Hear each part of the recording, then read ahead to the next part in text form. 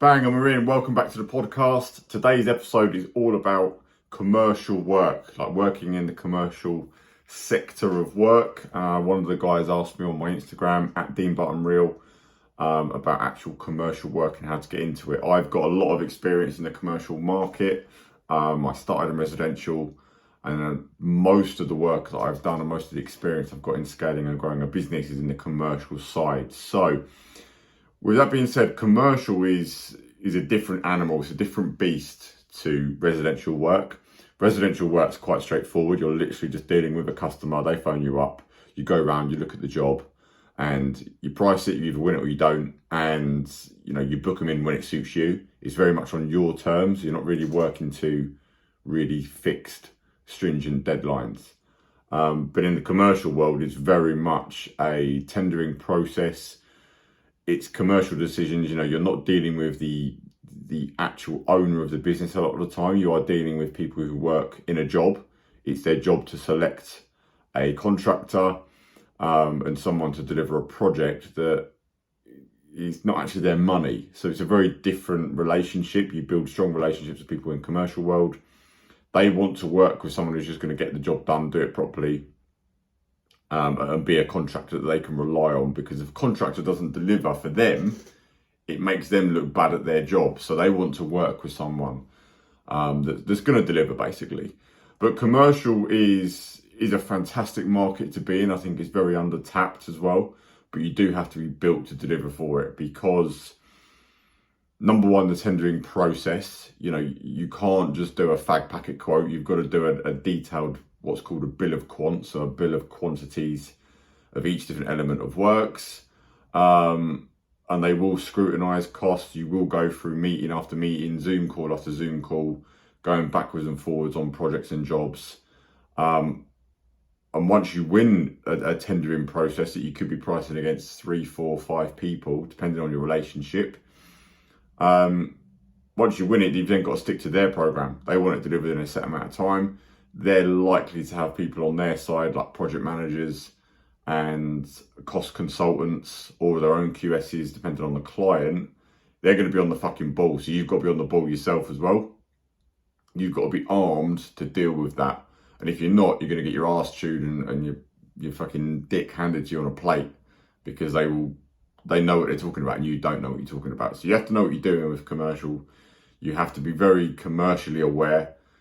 The pricing's got to be absolutely right. But then when you win the job, you've got to deliver it exactly to that program. There is no, we couldn't do that. We couldn't, Dave the chippy or Tony the plasterer can't come Thursday. He'll be here next week. Doesn't work. Does not wash. Like once you've won a commercial contract, it is likely to exactly that, to have a contract as well. Not all the time. A lot of people don't use contracts, believe it or not, even in commercial world. But once you are committed to a job in a commercial sense, you have to deliver that job in a commercial reality. Like, it's got to be done. There are no excuses. A lot of times, you're dealing with businesses. So they're in business to make money. They can't have a project not delivered on time. So it has to be done bang, bang, bang. All the ducks have got to be in a row. But it's a great market to be in. You can get a lot of repeat work from it. You can get a lot of revenue from it, because it's just a grander scheme. You're not doing small jobs. You're doing big fit out works. The biggest job that I've probably done in commercial was probably over £1 million. Fit out works. So I've done a lot of work for the government, done a lot of work in prisons, done a lot of work in general government offices all over the country, different units of buildings. You'd be amazed how many government buildings there are in different departments all over the country, and into France and Belgium. We've done stuff like that. We've done things like car showrooms, big fit outs, coffee shops, all different stuff for big brands. And it's fast paced as well. Like I say, you have to deliver. You've really got to be on the ball. And I think for anyone listening to this thinking, I'd like to get into some commercial work, what you really need to do and what you really need to be aware of is, number one, they're going to check your company out. So they are going to check you out on Companies House. They are going to check out who the directors are. They are going to do credit reports. So they are going to see your debt ratio. They are going to check out your exposure basically, because what they can't let happen is to recruit a company who's then going to go bust on them halfway through a job. You know, you imagine that from a business point of view, commercial client, someone like a Red Bull that I've done a lot of work for, they cannot afford for you to start a job that's 200 grand and then 6 weeks into the project you've gone pop and you've gone bust and they're left with a building site. You know, it just cannot happen. Like, it's impossible. So they are choosing suppliers and preferred people to use, main contractors, who are going to deliver, and they're going to, you know, they're not going to disappear overnight, which happens a lot in the building game. You know, let's be honest, the building industry's got a bad rap, so they're selecting people that they're going to choose that's going to go through quite a strict PSL, which is a preferred suppliers list. You've got to get on that first before you can even do any work. So they will be quite intrusive. They will check financials out. They may even ask to see proof of funds in a bank account. They will do quite an in-depth, you know, review of what works you've done, your staff, your structure, your management team, all sorts of manner of stuff. So if you're not in a position where you've got a really good track record, you can back it all up with numbers, with accounts, company's house is neat and tidy. You know, if you're not in that position, you're wasting your time trying to get into commercial work, because you're just not going to meet the criteria. So you've got to be able to be proven and trustworthy company to actually use for these companies. Once you've done that, then it's going to all be around the delivery. If you don't deliver once, they'll never use you ever again. Because again, like I said, you know, from their point of view, it's a reflection on them that the person you're going to be dealing with is just doing their job. You know, they're just an internal project manager for a company. They're an internal team. You've got to deliver. So if you're happy with that and you're cool with that and you want to go for it, then by all means go for it. It's actually quite simple. You know, all you've got to do is get on PSLs.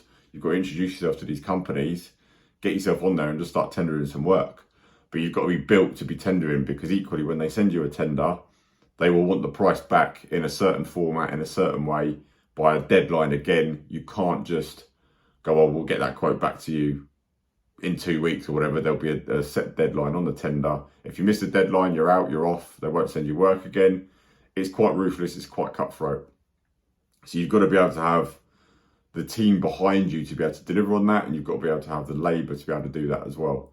And the next biggest part of commercial work is health and safety. You will have so much more red tape and stuff that you've got to get right in order to be able to work in a commercial environment. Because equally, again, it's a risk for them having contractors on site. If you have an accident on site, it's major headache for a company. You know, imagine some of the work that I've done in government buildings. They cannot have a contractor who's not safe and has accidents on site. It's a reflection of them. It's bad press. They do not need the headache and the hassle of doing that. So your health and safety game's got to be massively on point. You're going to have to do risk and method statements for every job that you do. You're going to have all sorts of cards, accreditations, you know, the health and safety courses, first aid courses, site managers courses, absolutely everything, so that you are covered and you're qualified, and the biggest thing in health and safety is competency. So you are competent and your lads are competent to be on site. And that goes down to real ball achy things like ladder safety tags, all sorts of manner of stuff, right? And cost assessments. I'm just trying to rethink back to some of the bullshit stuff I've had. But if you're using a particular paint, a particular wood filler, a particular product, a foam, you have to supply COSH data, which is a control of substances hazardous to health. You've got to say, right, that's what's in that product. You have to put in your risk assessments when you're going to use that product, because believe it or not, you know, we've been on jobs and you're in the decorating stage, and then a member of staff in that building has moaned that they feel sick from breathing in the paint fumes. So then you have to stop work, you have to shut it down, you have to prove that the paint's healthy, it's appropriate. And of course it fucking is. You bought it from a fucking mainstream supplier, you know, it's not knockoff paint or anything stupid. But I'm just giving you an example that this is all the type of stuff that comes with it. There's a lot more headache to it, there's a lot more management to it. It is not like the residential world where you just rock up when you like, you whack on a bit of filler here, you just crack on with the jobs and people pop in and out and you just get it fucking done. It's not like that. You know, we've had stuff shut down before because you've used a glue, you've used a solvent that's really chemical. If you haven't got it in your RAMs folder and someone's a busybody, health and safety checks it, that's it. You stop work. That's it. And you might have 3 or 4 guys there, or 250 a day, and you can't carry on until you've got the paperwork in order. Been there, done it. It's a different beast. You have to be completely set up. You've also got loads and loads of things like asbestos and all sorts of just loads and loads of stuff that you've got to think about, right? It's not as easy as just cracking on with the work. Protection of stuff. They've done a lot of work in schools as well. You know, everyone has to be properly checked, security checked to work in the school. You've got to have a CRB. There's a whole manner of stuff, right? And this is one of the biggest headaches that we always faced as a business, was the amount of checks and security checks. So the government work we did, you need things like CRBs. You need the qualifications and accreditations. So like the CSCS cards, the site managers courses, the first aid courses, the fire marshal courses. But then you've got security clearance courses and certifications that all run out on different dates. So as actually a full-time person in the office, we had a girl just constantly every week going, right, who's due for XYZ course to keep them up to date? Because the minute you try and send a lad to a site and they haven't got the right qualification, that's it, you're not getting let in, end of, and it causes fucking chaos. So it becomes a full-time role in the business if you're doing just commercial work, of just making sure everyone's got the right paperwork just to be able to actually go to work. So I'm just giving you that you guys are thinking, right, do you want to get into commercial? It's a different beast, and you know, we did well at it because it's all we did. We did like 10% residential for high-end clients, but we were built to deliver commercial work. And I think a lot of people, especially in the residential market now, look at commercial as their way out or a really lucrative avenue to go in. My experience trying to do two is very difficult. You know, it's 2 different businesses, 2 different setups, 2 different types of insurances and all this stuff that I'm talking about, of the paperwork side of it. You're built very differently. So in terms of growing a business, when you're small, you are better off building what you're already good at now and what you're already doing now and doing more of that. Later on, maybe you want to go into a different market, a different sector, but you want to be doing that when you are doing millions and millions in one market and you're owning one market, because you're built, the back end office is built differently for the 2 different subs of the market. But having said that, if I was starting again, I would go straight back into commercial, because you can build relationships quite quickly. You can get on PSLs, you can get tenders, and you can get pricing work, you can get winning work, and you can start building a business quite quickly by just getting the revenue up.